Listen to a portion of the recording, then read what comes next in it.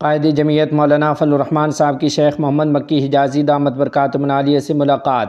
تفصیلات کے مطابق جمعیت علماء اسلام کے سربراہ اور قائد ملت اسلامیہ حضرت مولانا فضل الرحمان صاحب حافظہ اللہ نے گزشتہ روز مسجد حرام کی جلیل القدر مدرس اور عالم اسلام کی معروف شخصیت حضرت مولانا شیخ محمد مکی حجازی صاحب دامت برکاتہم العالیہ سے ملاقات کی ہے۔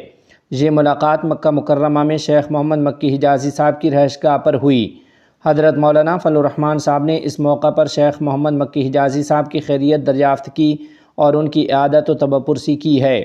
ملاقات نہایت محبت، دینی اخوت اور علمی ماحول میں انجام پائی۔ ملاقات کے اختتام پر حضرت شیخ محمد مکی حجازی صاحب دامت برکاتہم نے خصوصی اجتماعی دعا کرائی، جس میں عالم اسلام خصوصاً پاکستان کی سلامتی، ترقی اور استحکام کے لیے دعائیں کی گئیں۔ ناظرین و سامعین، اسی ضمن میں آپ کو بتاتے چلیں کہ جمعیت علماء اسلام کے سربراہ مولانا فضل الرحمان صاحب نے ملک بھر میں جاری سیلابی صورتحال کے تناظر میں اہم پیغام بھی جاری کیا ہے۔ انہوں نے کہا کہ آج نماز جمعہ میں ائمہ کرام، خطباء اور عوام خصوصی دعاؤں کا اہتمام کریں۔ حرمین شریفین میں موجود اہل وطن اپنے ملک و قوم کو خصوصی دعاؤں میں یاد رکھیں۔ عوام حتی الامکان اپنے تحفظ کو یقینی بنائے۔ جمعیت علماء اسلام کے کارکن اور انصار الاسلام کے رضاکار مشکل وقت میں قوم کے شانہ بشانہ کھڑے ہوں۔